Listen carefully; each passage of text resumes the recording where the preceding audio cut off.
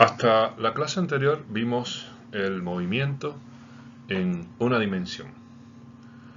En esta clase, que es la clase 5 de la unidad 1, vamos a ver cómo funciona la cinemática de una partícula que se mueve en dos dimensiones. Vamos a conocer lo básico del movimiento bidimensional, que permite examinar una diversidad de movimientos que van desde el movimiento de satélites en órbita al movimiento de electrones en un campo eléctrico uniforme y otros más que pueden servir de ejemplo en la naturaleza. Además, muchos de los movimientos más complejos observados en videojuegos se basan en los aspectos más básicos del movimiento bidimensional. Primero, estudiaremos con detalle la naturaleza vectorial de la posición, velocidad y aceleración, y a continuación consideraremos el movimiento de proyectiles y el movimiento circular uniforme como casos especiales de movimiento en dos dimensiones.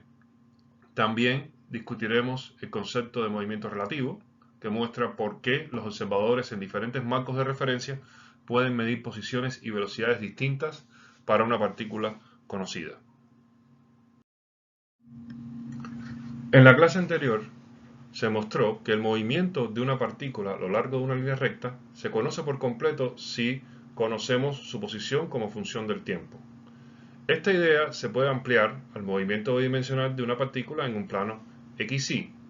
Se comienza por describir la posición de la partícula mediante su vector de posición R. Este vector que tenemos acá, que este vector R lo vamos a dibujar desde el origen de algún sistema coordenado a la posición de la partícula en el plano XY, como se muestra en la figura. Desde el origen hasta la posición de la partícula dibujamos entonces el vector R. En el tiempo TI, la partícula va a estar en el punto A, o sea, donde la estamos representando, lo cual va a estar descrito por el vector RI. En un tiempo posterior, TF, tenemos que la partícula va a estar en el punto B, lo cual va a ser descrito por su vector de posición RF. La trayectoria desde A hasta B no necesariamente va a ser una línea recta, va a tener una trayectoria que va a dar un conjunto de puntos intermedios que no necesariamente van a pasar por una línea recta. Así como en el movimiento unidimensional, el vector desplazamiento se va a describir como la diferencia entre el vector final y el vector inicial. Lo vimos ya en el movimiento unidimensional y se va a repetir aquí. Vamos a tener que el vector desplazamiento de delta R va a ser igual a R final menos R inicial, lo que ahora los vectores RF y RI van a ser estos vectores, que van a estar en un plano, es la diferencia. Asimismo, vamos a tener que la velocidad promedio se va a definir como la diferencia del desplazamiento sobre el delta t. Vamos a tener que vamos a obtener un vector igual como habíamos visto en el movimiento unidimensional. Al multiplicar o dividir una cantidad vectorial por una cantidad escalar positiva como el delta t, sabemos que solamente va a cambiar la magnitud del vector y no su dirección. Por lo tanto, vamos a tener que el desplazamiento es una cantidad vectorial y el intervalo de tiempo es una cantidad escalar positiva. Entonces, la velocidad promedio va a ser una cantidad vectorial dirigida a lo largo de delta r.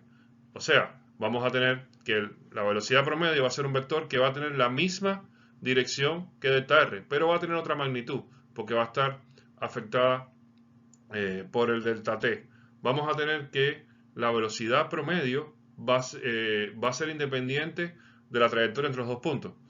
O sea, no le importa a la velocidad promedio qué fue lo que hizo R, digamos, en la partícula para llegar de aquí a aquí. Solamente le va a interesar el punto final y el punto inicial, como mismo vimos que sucedía en el caso del movimiento unidimensional.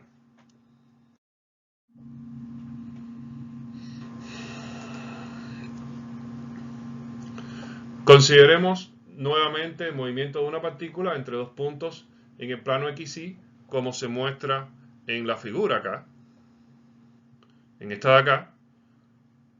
Conforme el intervalo de tiempo sobre el que se observa el movimiento se vuelve más pequeño, esto es, a medida que B se vuelve B' y después se vuelve B2' y así consecutivamente, la dirección del desplazamiento tiende a la línea tangente a la trayectoria en A.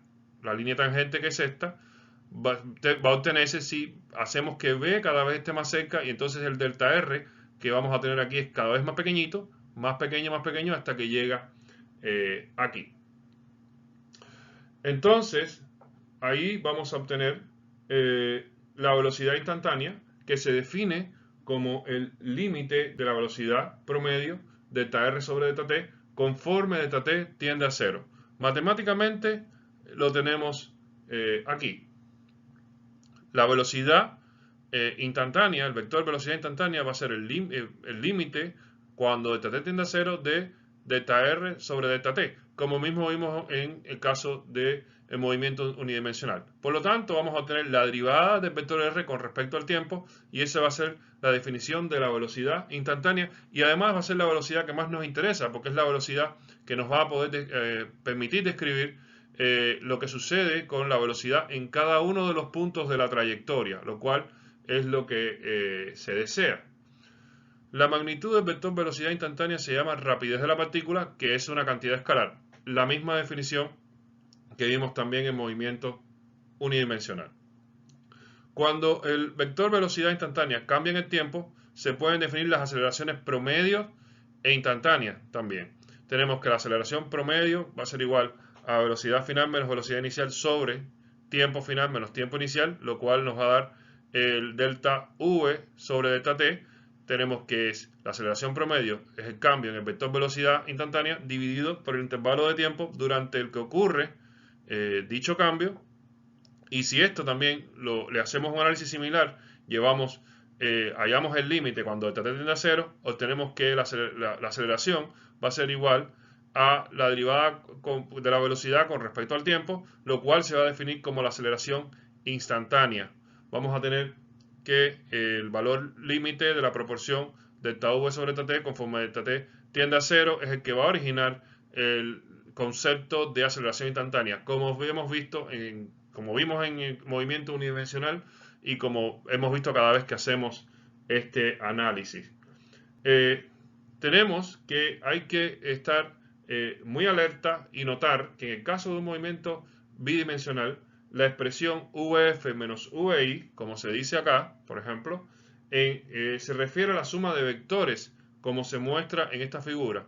Aquí tenemos este vector, por ejemplo, y este otro vector, y estos dos vectores se suman como se muestra acá. Si yo resto los vectores VF menos VI, tenemos que coloco primero VF, ¿verdad? Que es este de acá, lo coloco aquí, y si yo sumara VI vendría para acá, tendría que colocarlo al final del otro, pero como se está restando lo coloco hacia el lado contrario. Por lo tanto, el vector de TV como resultado acá tiene esta dirección.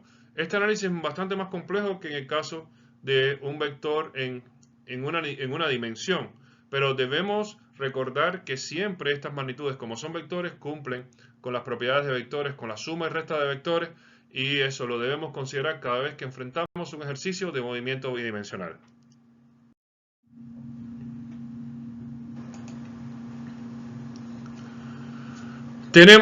Hay algo que debemos comprender y es muy importante que tengamos especial cuidado y lo entendamos de una vez. Una partícula va a acelerar si cambia la magnitud del vector velocidad o cambia la dirección del vector velocidad, o si magnitud y dirección cambian al mismo tiempo. ¿Qué significa eso? Hasta ahora hemos visto que la aceleración se debía al cambio de velocidad, pero lo habíamos visto en una dimensión. Eso quiere decir que si yo voy en una dirección, tendría que variar la velocidad, digamos, la que yo impulso en un auto. Si yo acelero o si yo freno, ahí cambió la velocidad y entonces yo digo que la aceleración aumentó o disminuyó. Pero no es la única manera, también puede cambiar la dirección del vector velocidad. ¿Qué quiere decir eso? Que yo podría mantenerme a la misma velocidad que yo le imprimo al auto, por ejemplo, pero podría estar doblando en una curva y ahí también estoy experimentando una aceleración. ¿Por qué razón? Porque hay un cambio en el vector de velocidad. Ese vector velocidad no está cambiando su magnitud. Yo me puedo mantener a 100 km por hora mientras voy tomando la curva, pero el vector velocidad está cambiando su dirección. Y como cambia su dirección, también entonces está ocurriendo un cambio en la aceleración. Por lo tanto, eso se puede representar como lo vemos acá. Cuando es en la dirección, en la misma dirección, la aceleración se debe al cambio de velocidad desde V1 a V2 o desde V2 a V1.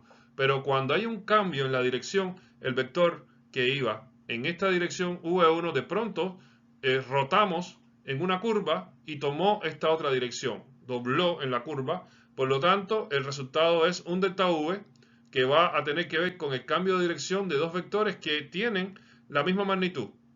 Entonces, en ese caso, la aceleración se produce en esta dirección que es la dirección del delta V. En este caso se está produciendo una aceleración no debido al cambio de la velocidad que marca mi auto, sino al cambio de dirección que tomó mi auto en una curva. Eso es importante de entenderlo con mucho cuidado.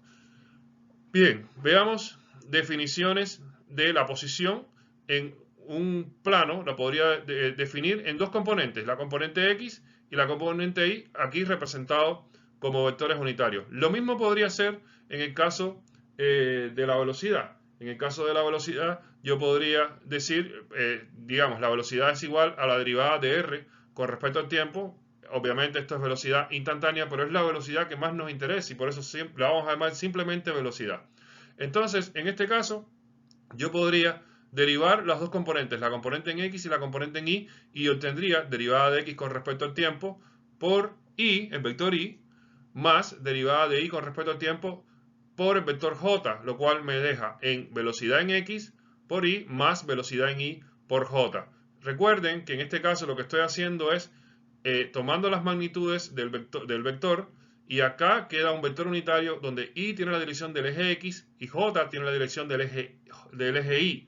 Entonces, eso es lo que estamos haciendo en esta conversión. Si hacemos el mismo análisis de la aceleración, podemos hacer lo mismo. La aceleración sería igual a la derivada de la velocidad con respecto al tiempo y yo podría tener la componente en X, la componente en Y o la componente en Z si estuviera en una tercera dimensión, que pongámosla para verlo todo de una vez.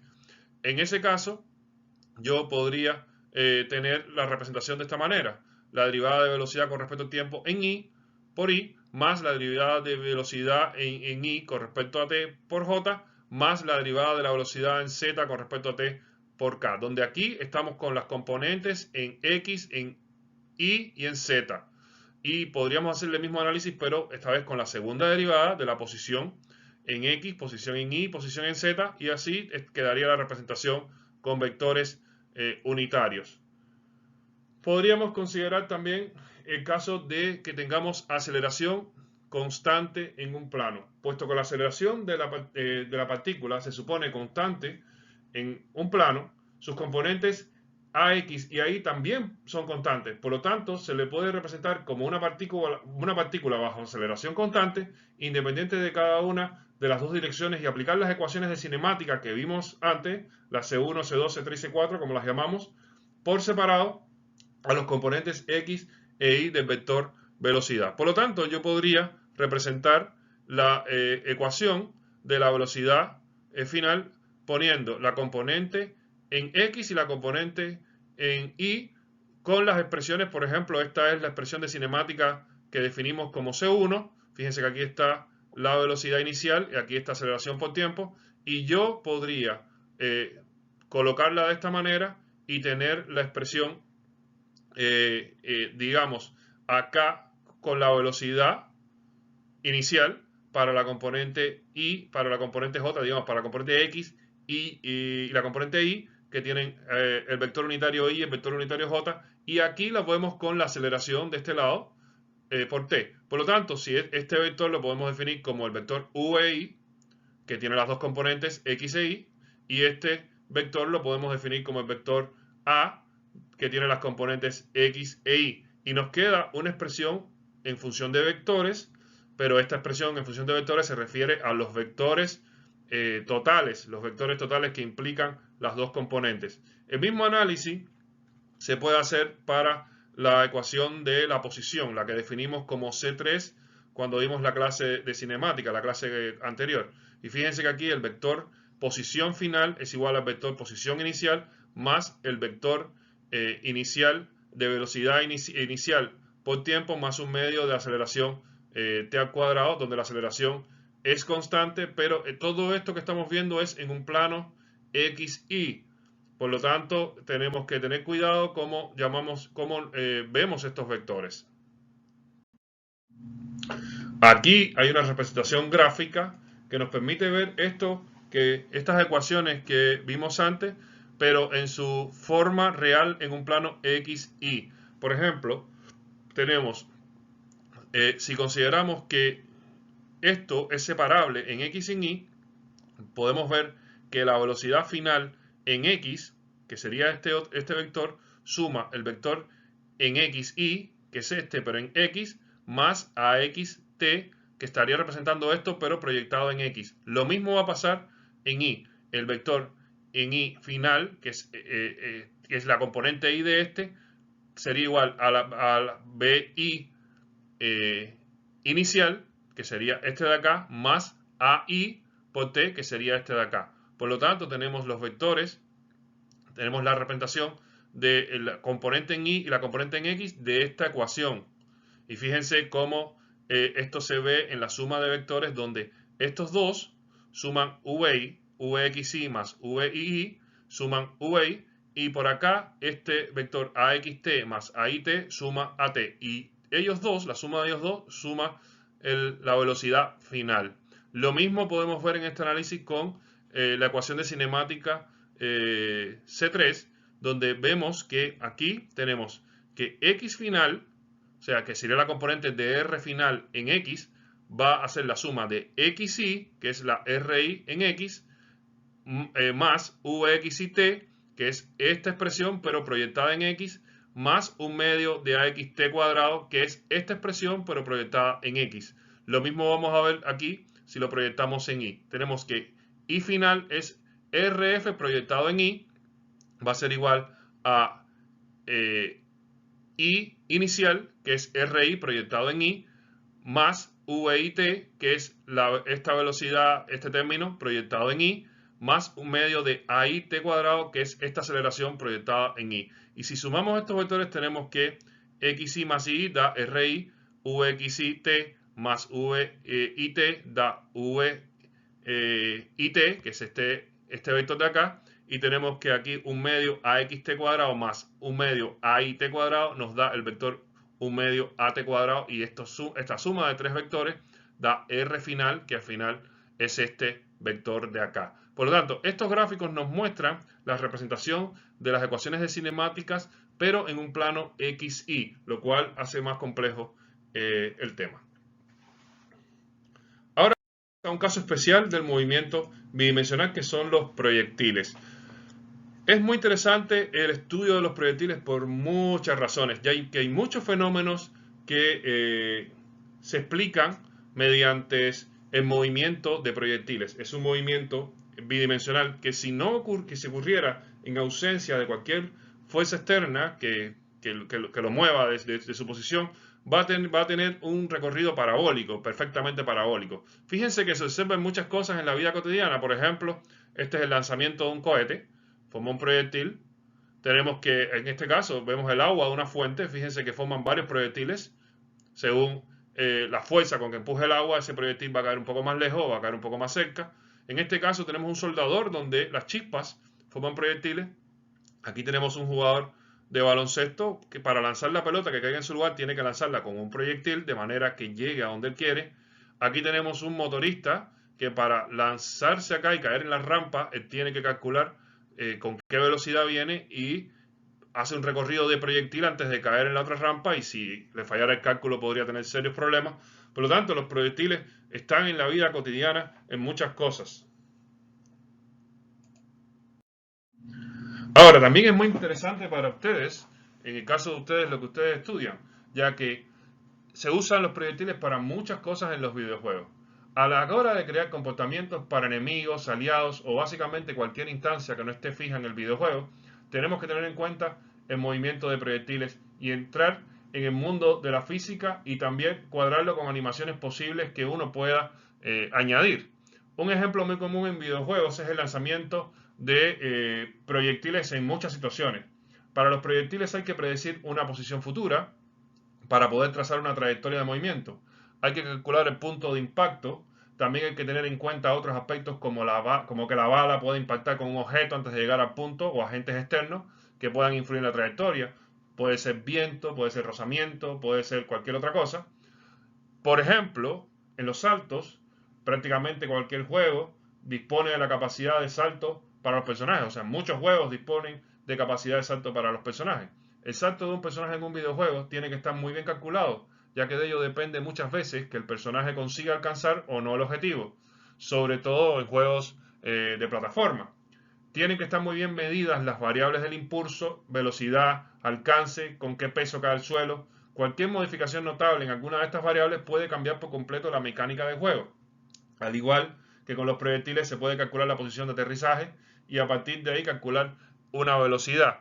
En fin, tenemos que los proyectiles son esenciales en los videojuegos y van a ver que probablemente es una de las aplicaciones más cercanas que tiene la física que vamos a ver acá, la física mecánica, para el caso de muchos videojuegos que les pueden venir a la mente a ustedes. Pero también, por ejemplo, hay cosas que quizás no sea propiamente el salto. Cuando hay un disparo, también ahí se aplica algo también de la física de proyectiles. Hay muchas instancias en las cuales los proyectiles son importantes para los videojuegos en general.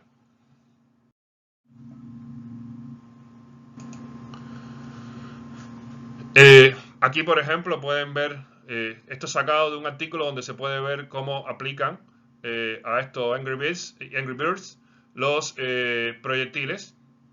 ¿Ok? Pero bueno, hay muchos casos y obviamente para poder hacer lanzamientos y cosas siempre va a haber la física de proyectiles y eso está claro. En cosas de la vida cotidiana, centrémonos, por ejemplo, en el ejemplo de una pelota de béisbol como un proyectil. Tenemos que, si has visto algo de béisbol, por lo menos has visto a un bateador que lanza una pelota y la pelota se eleva y después cae, tenemos que la bola se mueve en una trayectoria curva y después regresa al suelo. O sea, cuando sale del bate, se eleva formando una curva, llega a una altura máxima y después cae al suelo. El movimiento de proyectil de un objeto es simple de analizar a partir de dos suposiciones que tenemos que considerar. Una, que la aceleración de caída libre es constante en el intervalo de movimiento y se dirige hacia abajo. Tenemos que eso es generalmente real, pero para nosotros va a ser completamente real en todos los ejercicios de física que hagamos en general. Y segundo, el efecto de la resistencia del aire es despreciable, ya que cuando tú lanzas un proyectil, si el aire se opone, entonces deforma el proyectil. Pero entonces nosotros vamos a considerar que no existe resistencia del aire y que el proyectil avanza con un movimiento limpio, formando una parábola perfecta. Con estas suposiciones encontramos que la trayectoria de un proyectil siempre va a ser una parábola, como vemos en esta figura. En esta figura vemos que va a ser una parábola que parte de acá, aquí puede estar el bate del jugador de béisbol, se eleva hasta una altura y después cae formando una parábola perfecta, donde vamos a ver aquí, ya en esta figura, que la gravedad siempre va hacia abajo, obviamente, y que el vector de velocidad pasa por distintos momentos que vamos a analizar en ejercicios para poder comprender cómo estudiar los proyectiles.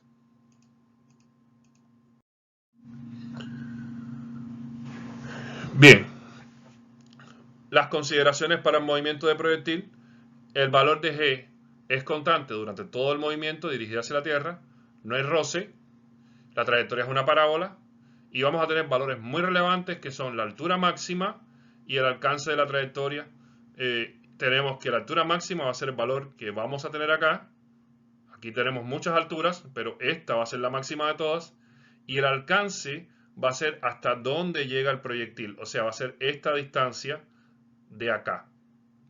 Fíjense que la altura está orientada hacia el eje Y y el alcance está orientado hacia el eje X.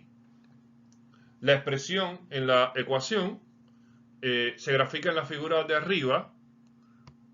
Esta ecuación que tenemos acá, tenemos el que es la expresión de cinemática que definimos como C3, ¿verdad?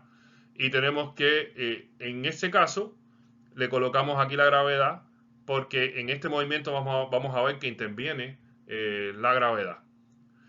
Si nosotros tomamos esta ecuación y la representamos aquí en la gráfica, que está aquí arriba, tenemos que va a quedar de esta manera y vamos a describir qué sería. Primero, consideramos que RI es igual a 0 porque partimos de una posición inicial que definimos nosotros mismos que va a ser 0. La posición final de una partícula se considera como la superposición de su posición RI. El término V y T, que es este de acá, vimos que RI era 0, V y T es este término de acá, lo representamos en esta dirección, y ese va a ser el desplazamiento si no hubiera aceleración presente. O sea, este sería el desplazamiento si no hubiera una gravedad haciendo que esto baje, esto se movería infinitamente hacia arriba, pero la gravedad hace que él baje y por eso es que se desplaza hacia abajo. Por lo tanto, podemos decir, si aplicamos esta ecuación acá, tenemos que RI es 0, este vector VIT va a ser una componente de R que va a llegar hasta acá. Va a tener la dirección tangente a la curva que se forma y va a ser en forma de subida. Y el término 1 medio GT cuadrado va a tener la dirección de G. Y la dirección de G es hacia abajo, como vimos. Por lo tanto, este vector baja hasta acá. Por lo tanto, vamos a tener que R final, en este caso, si yo lo quiero ver desde el inicio hasta acá, va a llegar hasta esta posición. Desde acá, desde el inicio, hasta esta posición. Pero fíjense de dónde sale el análisis. Es sumar tres vectores que son equivalentes a un vector posición, donde este es 0, donde este tiene valor tangente a la curva y donde este se orienta hacia abajo. Por lo tanto, llegas a un vector R final que va a tener esta dirección, que va a ser este vector de acá. Vimos antes que un movimiento en dos dimensiones con aceleración constante se puede analizar como una combinación de dos movimientos independientes en las direcciones X e Y con aceleraciones AX y AY. El movimiento de proyectiles también se puede manejar de esta manera, con aceleración 0 en la dirección X. ¿Por qué? Porque tenemos que la gravedad va hacia abajo. Por lo tanto, en la dirección X no va a existir ninguna componente que dé aceleración. Por lo tanto, aquí si desglosamos esto en la dirección, si hacemos independiente la dirección X de la dirección Y, en este caso la dirección X no va a tener aceleración porque no tiene gravedad. En el caso de la dirección Y, vamos a tener una aceleración que va a estar dada por menos G. O sea, cuando tenga el análisis por Y, tengo que va a estar dado por menos G.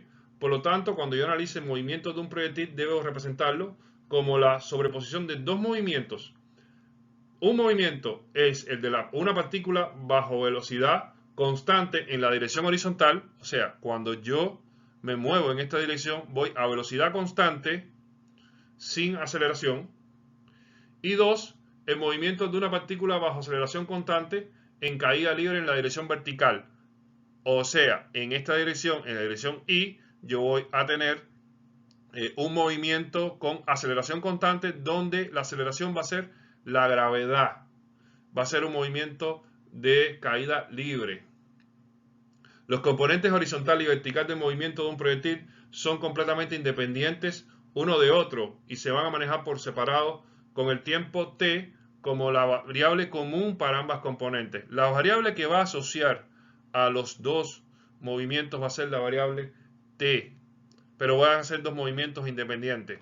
En ese caso voy a tener en el eje X un movimiento a velocidad constante Y voy a poder trabajarlo con ecuaciones como esta, donde tengo las componentes en X, acá, de la velocidad. La componente en Y de la velocidad es esta. La componente en X me va a dar la velocidad al inicio y esa velocidad va a ser la misma en todo momento.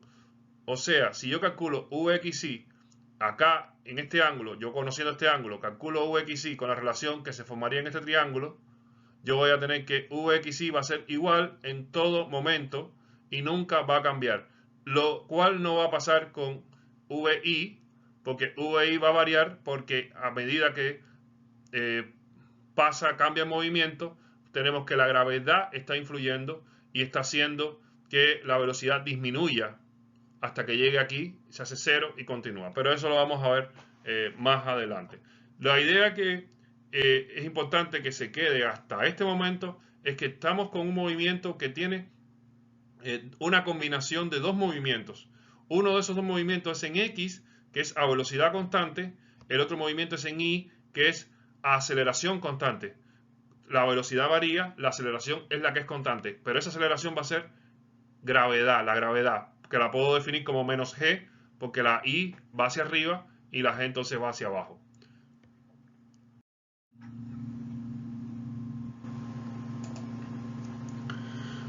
Vamos a ver que en un proyectil les había dicho que es muy importante conocer la altura máxima y el alcance horizontal. Si yo tengo un proyectil lanzado desde el tiempo inicial igual 0 y regresa al mismo nivel horizontal, tengo una figura como esta. Voy a tener que el punto A, que es este de acá, es muy importante, que va a ser la altura máxima, va a tener coordenada R sobre 2H, donde R es esta distancia. Por lo tanto, la coordenada en X de él es R sobre 2, porque R es hasta acá, y sería la mitad de R, ¿verdad? Y la coordenada H en Y, porque H va a moverse por el eje Y. En el caso del punto B, va a ser el alcance horizontal, o sea, va a ser el valor que llegas acá, donde vas a tener coordenada R, 0, porque R es justamente esta distancia que vimos acá, y en cambio Y va a valer 0 en ese momento. Entonces estas son las coordenadas que van a tener la altura máxima y el alcance horizontal. Yo deseo encontrar H y R a partir de valores que yo voy a conocer inicialmente, que generalmente van a ser velocidad inicial, el ángulo con el que se ocurrió el lanzamiento y la gravedad, que sabemos que siempre va hacia abajo. Para eso tengo que entender cuáles son las consideraciones que debo tener. Recuerden que en este caso yo tengo que la velocidad va a ser siempre la tangente en esta curva, por lo tanto la pendiente que tiene la velocidad como tangente en esta curva me va a dar a mí idea de qué tan grande es el valor de esa magnitud. Si considero que voy subiendo, aquí tenemos que hay una pendiente en la velocidad que va disminuyendo, pero cuando llega a este punto, la velocidad tiene una pendiente igual 0. Por lo tanto, la velocidad ahí va a ser 0. La velocidad I en A va a ser igual a 0 en ese momento. Digamos, cuando tengo la velocidad en I acá, ¿verdad? La proyección de VI acá, como esto se hace más pequeño, la proyección en I cada vez se hace menor. Cuando llegamos aquí, la proyección en I se hace 0. Por lo tanto, yo voy a poder hacer esta consideración para poder hacer el cálculo en esta posición. Voy a poder usar la ecuación de cinemática que en algún momento dado definimos como C1. Fíjense que aquí está esa ecuación que es velocidad final igual a velocidad inicial más aceleración por t. Todo en la componente I. Como sé que la componente I acá en esta posición es 0, entonces puedo colocar acá que 0 es igual a velocidad inicial en I más a I por t. Pero vamos a ver que velocidad inicial en I yo la puedo calcular si comienzo desde el principio acá. La velocidad inicial en I sería esta componente que la puedo proyectar acá y me va a corresponder al seno de este ángulo de acá, que se forma acá. Entonces yo podría tener vector velocidad acá la componente en Y, la componente en X, se forma un triángulo rectángulo, tengo este ángulo inicial, ¿verdad? Y con eso yo puedo hallar a que es igual VI inicial. VI inicial entonces va a ser VI por seno del ángulo inicial, y con eso yo tengo ya el valor acá. Y en cuanto a la aceleración por t, tenemos que la aceleración sería menos g, por lo tanto se convierte la aceleración automáticamente en menos gt. Fíjense que esto se cumple solamente para este punto A, porque solamente en este punto la velocidad en y, la componente en y, va a ser igual a 0. Como esto es igual a 0, yo puedo despejar el tiempo y puedo pasar acá VI por seno del ángulo sobre G, y con eso tengo una expresión para el tiempo que después la puedo sustituir en la otra, en la otra ecuación de cinemática para tener la altura. En este caso tendría la velocidad, la altura es igual a la velocidad inicial por el tiempo menos un medio g por el tiempo al cuadrado. Fíjense que donde estaba el tiempo colocamos esta expresión que nos dio acá. Repito, esta ecuación que ustedes ven acá es la ecuación C3, la que definimos C3 por cinemática, que sería esta misma, pero solamente en Y. Aquí tenemos este vector R en Y sería la altura. Este es igual a 0. Este sería VI por T. VI, tenemos VI en Y, en el eje Y, sería VI por seno del ángulo, y el tiempo lo transformamos en esta variable de acá. O sea, este tiempo de acá se transformó en esta expresión que dio acá. Eso menos un medio g por el tiempo al cuadrado, y como esto es el tiempo, bueno, colocamos esto al cuadrado. Aquí un medio gt al cuadrado se transformó en un medio gt al cuadrado. Conociendo eso, podemos entonces hallar la altura en función de estos valores, en función de la velocidad inicial, del ángulo que tenemos acá y de g, que son los datos que normalmente tenemos. Y con esto tenemos el valor de la altura que estábamos buscando. El otro valor que vamos a querer en un movimiento de proyectil va a ser el alcance horizontal. Por lo tanto, lo que vamos a hacer aquí es buscar cómo definir este parámetro, que sería R, que sería esta distancia de acá, a partir de conocer VI, el ángulo inicial, y G. Tenemos que, vamos a tener que el alcance R es la posición horizontal del proyectil en el tiempo, que va a estar ahí en el doble del tiempo que alcanza su máximo. O sea, vimos ya que tuvimos el tiempo acá, pues el tiempo que vamos a llegar acá va a ser el doble de TA. Por lo tanto, podemos decir que TB va a ser igual a 2 veces TA. Tenemos que, habíamos dicho que aquí en el eje X la velocidad se mantiene constante, por lo tanto VXY va a ser igual a VXB, porque va a ser igual a Vx en todas las posiciones, y eso va a ser igual a Vi por coseno del ángulo inicial. Tenemos que en este caso final, la posición B va a ser igual a R, que es lo que queremos hallar. Como esto es un movimiento a velocidad uniforme, podemos poner esto que R va a ser igual a VXY por TB. En este caso, fíjense que no hay componente de la aceleración porque está considerando solamente movimiento en X, lo cual está dado por esta componente VXY inicial. Repito, recuerden que la velocidad en X va a ser la misma en todos los puntos, lo cual no pasa en Y porque hay gravedad, pero en este caso no hay gravedad. Cuando yo hago el análisis en X, no hay gravedad, por lo tanto, yo puedo usar esta expresión como está acá. Aquí en VXY coloco esta expresión VI por coseno del ángulo, y en el caso de TB coloco 2 veces TA. Como ya había calculado TA, lo que hago es que coloco acá donde estaba TA, coloco lo que yo vi en la expresión que estaba en la diapositiva anterior, que era TA, que era VI seno del ángulo sobre G. Cuando yo junto estos términos me queda 2VI cuadrado seno del ángulo inicial por coseno del ángulo inicial sobre G. Ahora, como tenemos aquí 2 por seno del ángulo por coseno del ángulo, debemos recordar que hay unas identidades trigonométricas donde una de ellas es particularmente relevante en la solución de esto. Esa identidad trigonométrica dice que 2 seno del ángulo coseno del ángulo es igual a seno de 2 veces el ángulo. Por lo tanto, convierto esto de 2 seno del ángulo coseno del ángulo en el seno doble del ángulo.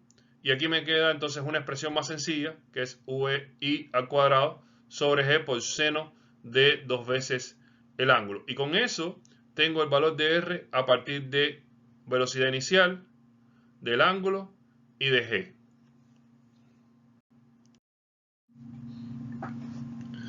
Esa expresión es bastante interesante porque podemos definir que en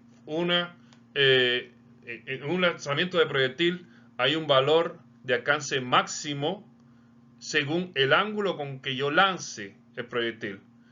Si el ángulo que yo lanzo está muy abajo, entonces el proyectil termina antes de lo esperado.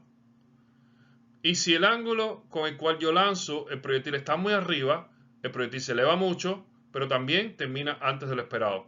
Para que el lanzamiento del proyectil sea máximo, hay que lanzarlo intuitivamente, digamos, con unos 45 grados. De esa manera yo obtengo una altura que no va a ser más alta que aquí, pero va a tener el mayor largo posible. Si yo lanzo por debajo de 45, entonces el proyectil va a llegar a una distancia menor. Y si yo lanzo por arriba de 45, el proyectil también va a llegar a una distancia menor. Por lo tanto, el mayor alcance de un proyectil intuitivamente es 45 grados, lo cual se corresponde también con la ecuación que acabamos de hallar, ya que aquí obtuvimos que esta ecuación depende del seno doble del ángulo.